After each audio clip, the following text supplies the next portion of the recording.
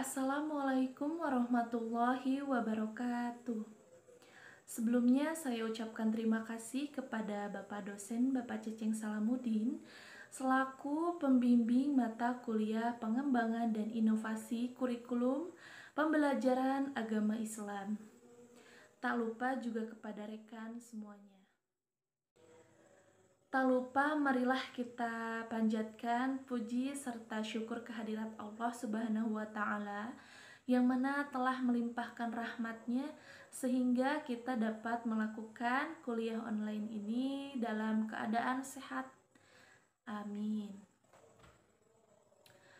Nah, baik, kami dari kelompok 1 yang beranggotakan saya sendiri Rifaatul Zakiyah serta rekan saya Haryadi Purnama Sidik dan juga Adrian Herianto akan menyampaikan materi tentang pengembangan dan inovasi materi pembelajaran agama Islam.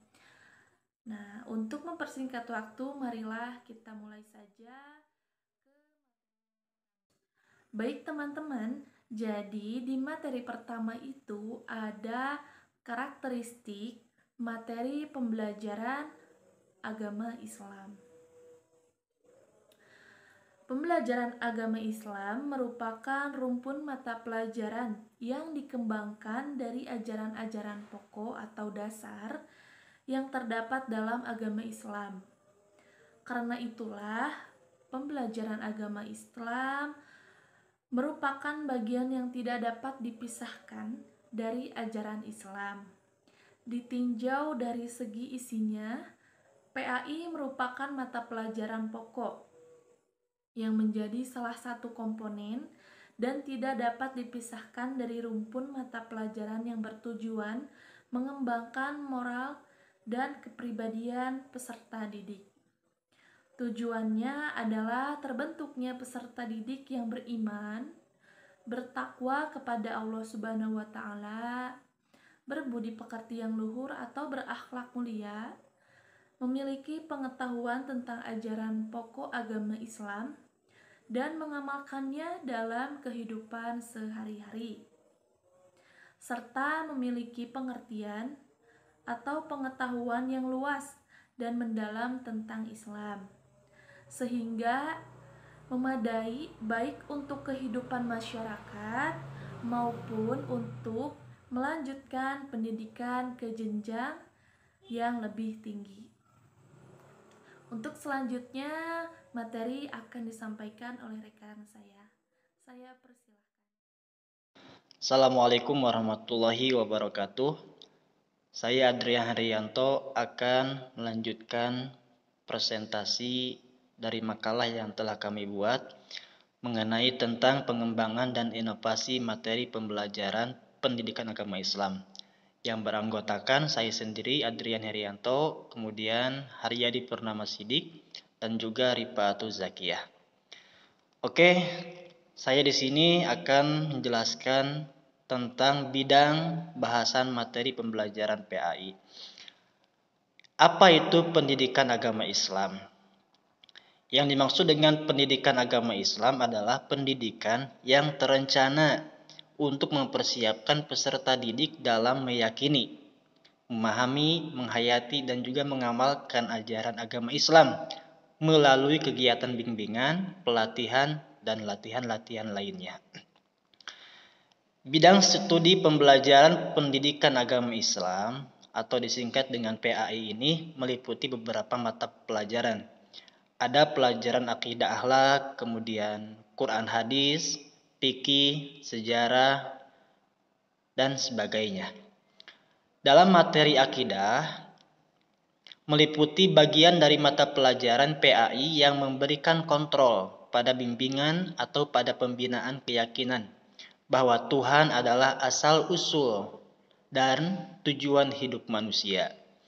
Materi akidah ini menekankan pada kemampuan memahami dan mempertahankan keyakinan ataupun keimanan seseorang yang benar serta menghayati dan mengamalkan nilai-nilai yang terkandung dalam nama-nama Allah atau yang bisa disebut dalam Al-Quran Asma'ul Husna. Lalu kemudian tujuan pengembangan dan inovasi materi pembelajaran pendidikan agama Islam. Nah, semakin canggihnya teknologi kemajuan pada zaman ini, pengetahuan telah semakin canggih, teknologi pun telah semakin canggih, menambah suatu kekurangan perhatian dan banyaknya terjadi perubahan dalam tatanan sosial, serta moral yang dulu sangat dijunjung tinggi. Setiap individu dituntut agar mengejar ketertinggalan dalam bidang ilmu pengetahuan serta teknologi apabila tidak mau dikatakan katro ataupun ketinggalan zaman. Selain itu pula, perkembangan ilmu pengetahuan serta teknologi tersebut juga memiliki pengaruh yang sangat besar terhadap globalisasi yang menuntut terdapat persiapan dalam menghadapi persaingan global. Persaingan itu memiliki konsekuensi yang wajib dipenuhi oleh generasi bangsa Indonesia. Antara lain, konsekuensinya yaitu kecerdasan, keuletan, ketangguhan, inovasi, serta lain sebagainya. Supaya tidak terperosok ke jurang yang lebih dalam, serta siap mengalami persaingan global, maka diperlukanlah upaya yang signifikan demi menyelamatkan sebagian generasi penerus perjuangan bangsa ini di masa yang akan datang. Baik, di sini saya akan menjelaskan mengenai dasar filosofis pengembangan dan inovasi materi pembelajaran pendidikan agama Islam, ya. Yang pertama itu mengenai pendidikan agama Islam, kita tahu adalah suatu aktivitas atau usaha pendidikan terhadap anak didik itu menuju ke arah terbentuknya kepribadian muslim yang mutakin, ya. Artinya secara hakikatnya memang betul secara filosofisnya dalam sebuah pembelajaran pendidikan agama Islam itu ingin terbentuknya suatu pribadi yang memang dikatakan bertakwa gitu ya. Tetapi selanjutnya tujuan pendidikan agama Islam itu membina manusia beragama, berarti manusia yang mampu melaksanakan ajaran-ajaran agama Islam dengan baik dan sempurna ya, sehingga tercermin pada sikap dan tindakan dalam seluruh kehidupannya dalam rangka mencapai kebahagiaan dan kejayaan dunia di akhirat. Nah, dasar filosofis yang berkembang atau misalkan yang menjadi suatu tumpuan, menjadi suatu acuan dalam sebuah pengembangan dan inovasi materi pembelajaran PAI. Kita di sini di samping saya ini ada yang namanya sumber nilai, yang mana sumber nilai ini ada yang bersumber itu yang dari doktrin atau ajaran di sini ajaran agama ya, agama Islam. Yang kedua itu ada sumber nilai yang berdasar daripada kultur atau nilai-nilai yang berkembang yang dianggap menjadi sebuah nilai hal-hal yang baik gitu ya, yang berkembang di masyarakat. Tentunya kan nilai-nilai ini ya sangat berpengaruh dalam proses pembelajaran pendidikan agama Islam itu sendiri gitu. Makanya di sini sumber nilai di sini menjadi suatu pedoman gitu, menjadi suatu acuan dasar dalam proses pembelajaran PAI. Nah, makanya dalam pengembangan dan inovasi materi pembelajaran PAI itu secara pure gitu ya, atau misalkan secara hakikatnya itu tetap berpegang teguh kepada nilai-nilai doktrin agama dan kultur yang berkembang di kehidupan masyarakat gitu. Supaya apa? Supaya nantinya ketika memang pembelajaran PAI ini dikatakan itu memang menjadi suatu proses gitu ya dalam di formal gitu. Tetapi pada kenyataannya realitasnya itu terkadang pembelajaran PAI itu sedikit memberikan dampak terhadap kehidupan masyarakat. Karena apa? Karena memang terjadi sebuah dikotomi atau menjadi suatu pemisahan gitu ya antara pembelajaran PAI dengan kehidupan realitas di masyarakat. Nah, ketika memang terjadi suatu perkembangan yang memang sangat tinggi khususnya dalam segi ilmu pengetahuan dan teknologi, terkadang dalam segi materi pembelajaran PAI itu dikatakan tertinggal atau misalkan monoton atau misalkan apa. Jadi sehingga tidak berdampak lebih lah, walaupun dalam segi aktivitas proses pembelajarannya itu senantiasa untuk memberikan dampak, untuk mengamalkan, untuk menghayati ya, untuk menanamkan nilai-nilai supaya output dari proses pembelajaran PAI ini menjadi sebuah stimulus baru gitu ya, untuk memberikan suatu perubahan yang maksimal pada kehidupan di masyarakat gitu ya. Nah, dalam pelaksanaan pendidikan agama Islam itu ya diperlukan pelaksanaan yang maksimal itu agar hasil belajar yang diinginkan dapat tercapai sesuai target gitu ya. Selama ini pelaksanaan pendidikan agama yang berlangsung di sekolah itu masih mengalami banyak kelemahan. Nah, itu kegagalan ini disebabkan karena praktik pendidikannya hanya memperhatikan aspek kognitif semata dari pertumbuhan kesadaran nilai-nilai agama dan mengabaikan pembinaan aspek afektif dan konatif politik, yakni kemauan dan tekad untuk mengamalkan nilai-nilai ajaran agama gitu ya.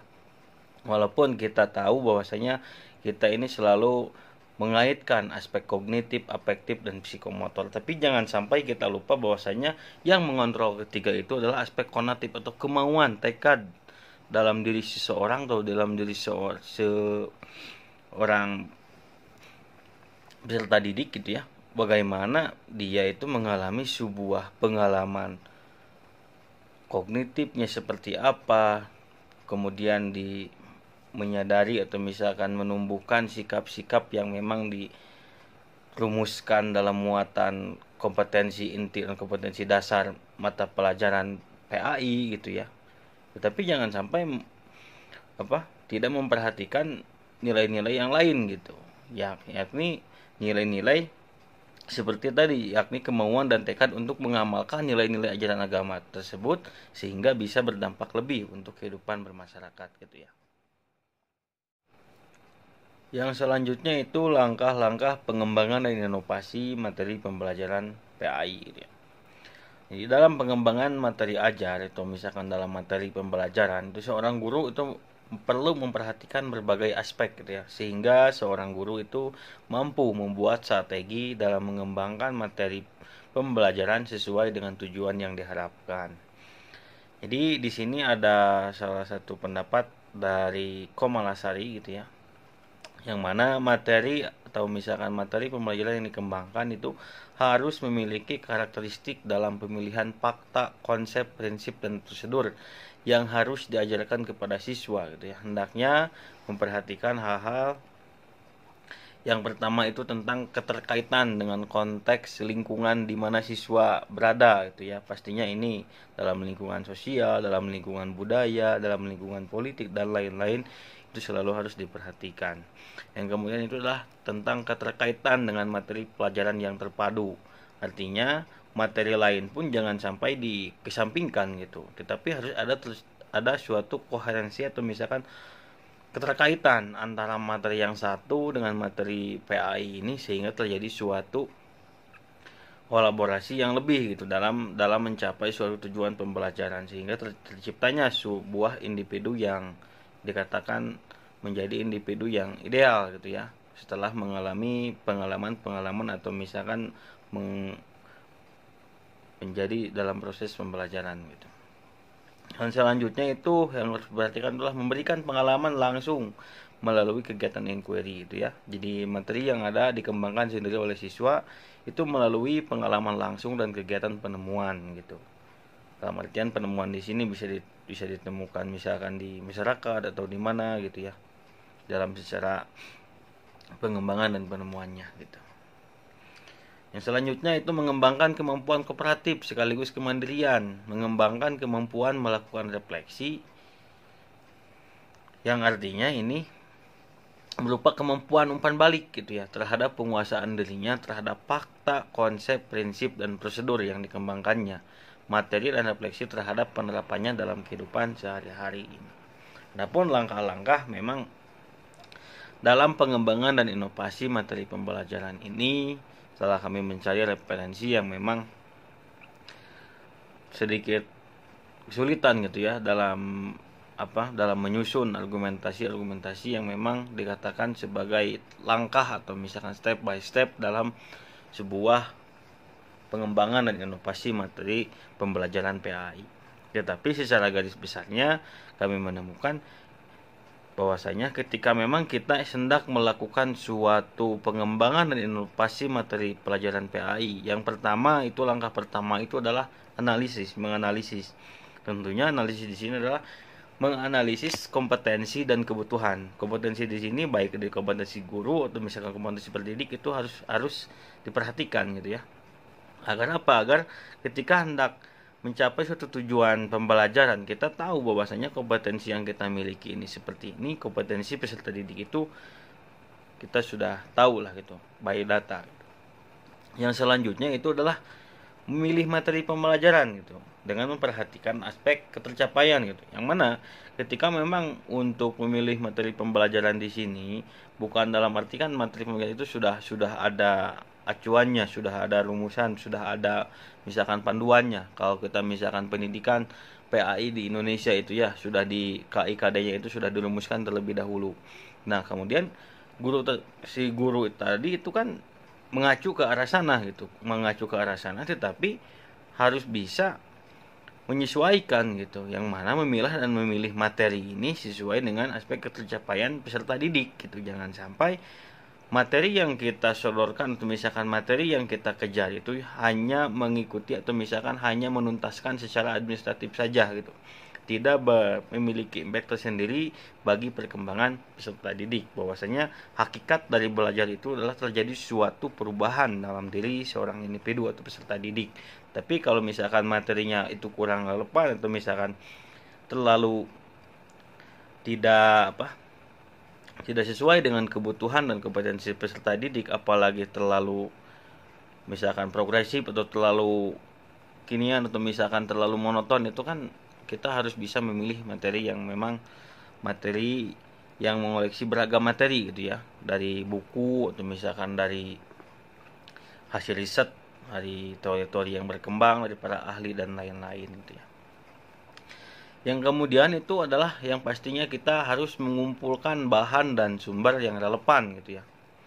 Jadi di sini yang relevan itu dengan sebuah kemajuan gitu pada bidang penelitian dan perkembangan teknologi gitu ya. Jadi kan kalau misalkan sekarang referensi yang didapat itu memang sedikit praktis, tetapi dalam artian itu kita harus bisa mengumpulkan materi atau referensi yang kita butuhkan itu relevan dengan kebutuhan, relevan dengan materi yang hendak kita ajarkan gitu, atau misalkan yang akan dipakai dalam sebuah proses pembelajaran gitu ya.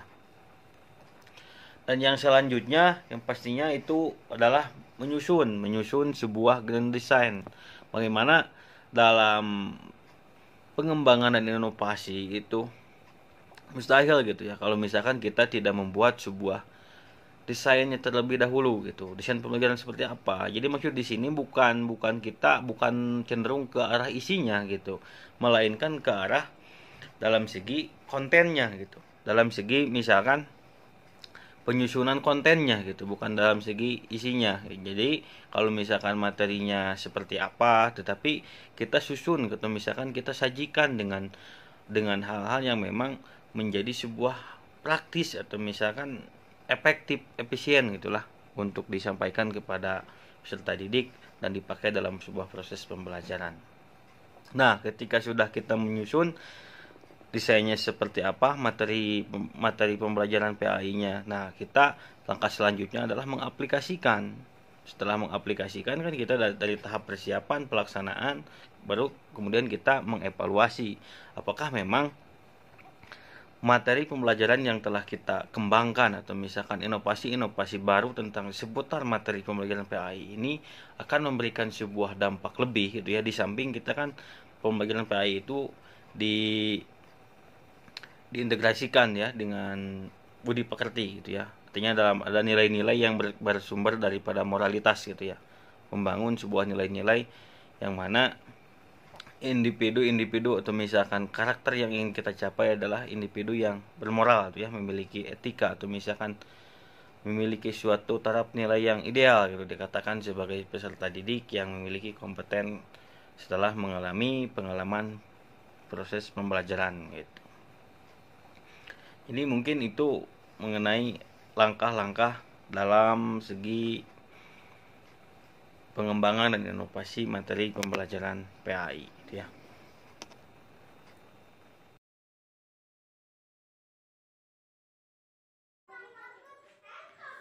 Nah, adapun contoh-contoh hasil pengembangan dan inovasi pelajaran agama Islam dalam pendidikan di masa pandemi. Dalam kaitannya dengan pembelajaran pendidikan agama Islam, proses pembelajaran selama ini dilaksanakan dengan cara tradisional yang mengandalkan pendidik sebagai sumber belajar. Yang pertama dan utama, sedangkan sumber lain hanyalah pelengkap untuk kegiatan pembelajaran. Jadi, oleh karena itu, sudah seharusnya praktisi pendidikan melakukan inovasi dalam mengembangkan sebuah model pengembangan materi pendidikan agama Islam yang terintegrasi dengan perkembangan teknologi saat ini, sehingga dengan adanya keterpaduan antara perkembangan pengetahuan, teknologi dan agama pada tahap akhir akan berdampak secara signifikan terhadap perkembangan potensi atau fitrah peserta didik. Berdasarkan hasil observasi empirik menunjukkan bahwa pengembangan materi pendidikan agama Islam selama ini belum berjalan optimal karena ada pendidik yang menerapkan pembelajaran dengan santai dan humoris, dan juga ada yang membuat suasana menjadi tegang, sehingga proses pembelajaran menjadi membosankan dan membuat peserta malas untuk mengikuti proses pembelajaran yang berdampak terhadap nilai hasil belajar peserta didik itu sendiri. Belum diterapkannya suatu model yang dapat menarik minat dan perhatian peserta didik dalam proses pembelajaran juga menjadi kendala dalam pengoptimalan proses belajar mengajar. Nah, selain itu juga sekolah yang sudah didukung oleh fasilitas sarana dan prasarana di bidang teknologi tidak menutup diri dari perkembangan iptek sehingga mengizinkan peserta didik untuk menggunakan handphone di sekolah harus mampu dimanfaatkannya sebaik-baiknya. Dalam hal ini juga menarik minat peneliti untuk mengembangkan sebuah model pengembangan materi pembelajaran, yaitu pengembangan materi pendidikan agama Islam berbasis e-mobile instrumental. Nah, dalam pengembangan materi pendidikan agama Islam berbasis e-mobile instrumental, materi disajikan dalam bentuk e-books interaktif. E-book ini tidak hanya menyajikan narasi dan gambar, tetapi juga disertai dengan video-video terkait materi pembelajaran yang pada tahap akhir diharapkan dapat menarik minat si peserta didik itu dalam proses pembelajaran pendidikan agama Islam ini. Nah, oleh karena itu, hal ini menjadi daya tarik bagi penulis untuk diangkat menjadi sebuah topik diskusi, sehingga yang menjadi fokus dalam kegiatan diskusi kali ini adalah seperti apa pengembangan dan inovasi materi pembelajaran agama Islam berbasis e-mobile instrumental. Nah, baik, mungkin sekian materi yang dapat kelompok kami sampaikan. Semoga apa yang kami sampaikan dapat bermanfaat bagi kita, khususnya bagi saya sendiri. Mohon maaf apabila banyak kekurangan atau ada kesalahan. Terima kasih atas perhatiannya dan partisipasinya. Saya ucapkan wassalamualaikum warahmatullahi wabarakatuh.